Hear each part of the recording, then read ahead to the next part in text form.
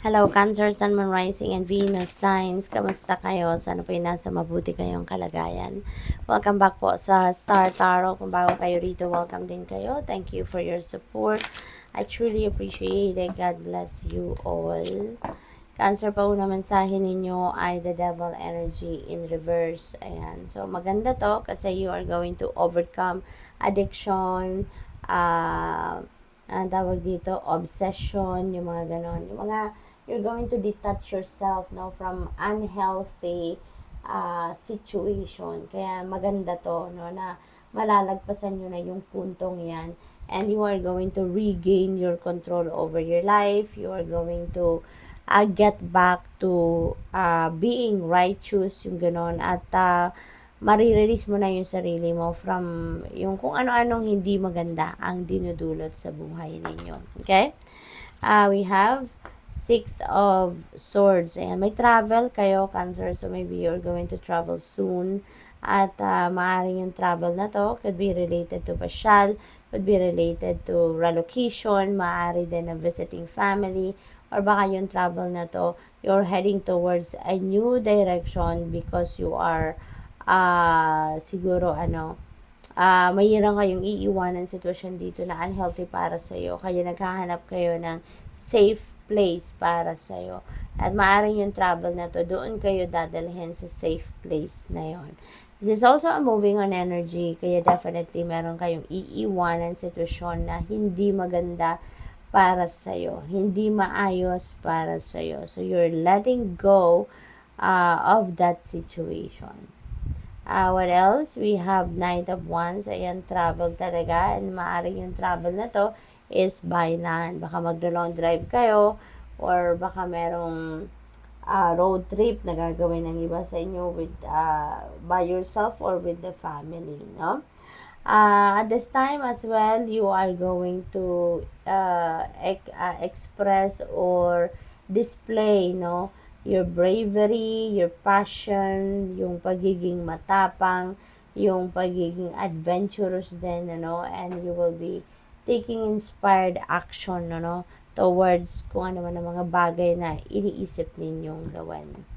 We have Page of Pentacles. Ayan, so Page of Pentacles is about good news, no, wonderful news, wonderful communication, no, with other people. Kasi there could be communications coming in dito. Baka merong mga magagandang balitang dadating, maaring merong magagandang usapan, important conversations din dito na magaganap, no, regarding siguro opportunities. Pwede rin na meron dito mga uusap na magaganap regarding money, regarding property.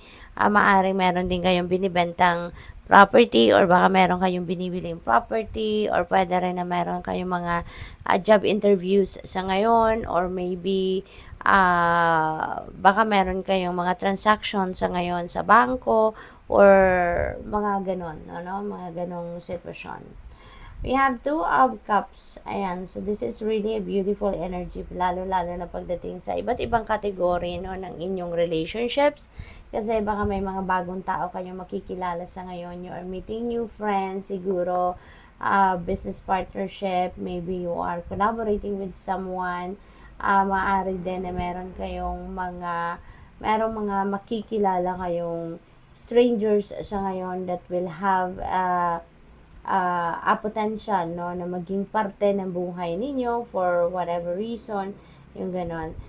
Pwede rin na meron ditong madi-develop na pag-iibigan between you and another person if you are still single. Or, ang maganda rin dito, kahit anumang klaseng relationships ang bubuuin ninyo with a new person na darating sa buhay ninyo. Ang maganda rito kasi you will be supporting each other, no? In sync kayo, you are on the same wavelength, kaya magkakaintindihan kayo at magsusuportahan, magtutulungan. We have Eight of Cups. Ayan, this is departure energy. Meron kayong iiwanan dito. This is also same thing, no? So, pwedeng Pero magkaiba siya eh, magkaiba yung sitwasyon. Dito, toxic situation ang pinanggagalingan ninyo, unhealthy situation. Dito naman, iiwanan ninyo to because this is not serving your highest good. Kung dati, kung sa sitwasyon na to na aalisan ninyo, dati naging fulfilled naman kayo dyan, happy kayo, contented kayo. But, sadyang ganun talaga ang buhay. Everything evolves, no? Including our wants, our dreams, nag-i-evolve din ang ugali natin, yung mga gusto natin, yung gano'n. Kaya, ito na yung panahon, no, na naiisip ninyo na there's nothing here for you anymore. And you still want to grow, you still want to advance, you still want um, to thrive, no? You still wanted to grow as a person. Kaya, kung ano man ang sitwasyon ninyo rito, hindi na yon maibibigay sa inyo. Kaya you're going to decide to leave that situation, ano? You are seeking for a deeper meaning of life as well. Kaya siguro, ang iba sa inyo, experiencing a spiritual awakening din sa ngayon. Kaya maaring yun din ang nagtutulak sa inyo na hanapin nyo yung inyong sarili, hanapin nyo yung inyong purpose in life. We have Knight of Cups. Ayan. So, may offer of love talaga dito, Cancer. So, siguro kung single pa kayo, merong manliligaw sa inyo rito, no? Merong magpapahayag ng kanyang romantic interest sa inyo. Kaya, good luck sa inyo dyan. Three of Swords in reverse. Maganda to. No? So, siguro handa na rin kayong umibig. Handa na rin kayong magbukas ng inyong puso for love. Kasi, nandito na kayo sa puntong nakapagpatawad na kayo. No? Kaya nga, nandun na kayo sa puntong nag-heal na kayo because you were able already to accept, no, what happened in the past. Akseptado mo na yung naging sitwasyon ninyo rito. Tanggap mo na sadyang ganun talaga ang buhay. Kailangang tanggapin nyo na lang.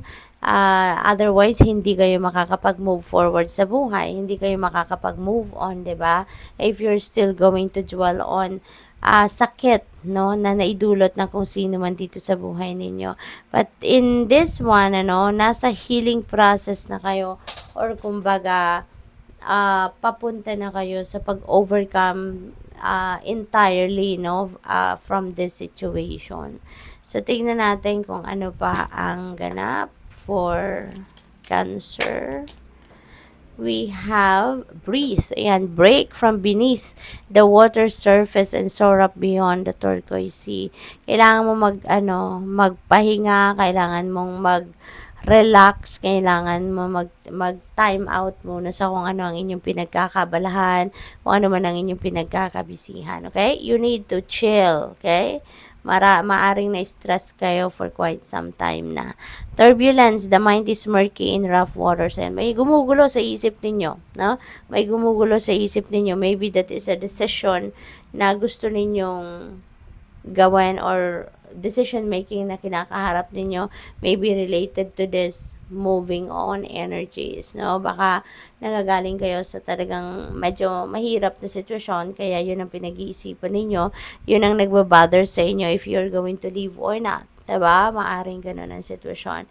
Kaya kailangan ninyo na magpahinga muna, step back muna kayo sa kung anong pinagkakabisihan ninyo so that you can tune in with your intuition, you can relax, makakapagpahinga yung katawan at isipan ninyo so that you can concentrate and get back to your center. Good luck sa'yo. Thank you for watching Love and Light. Namaste.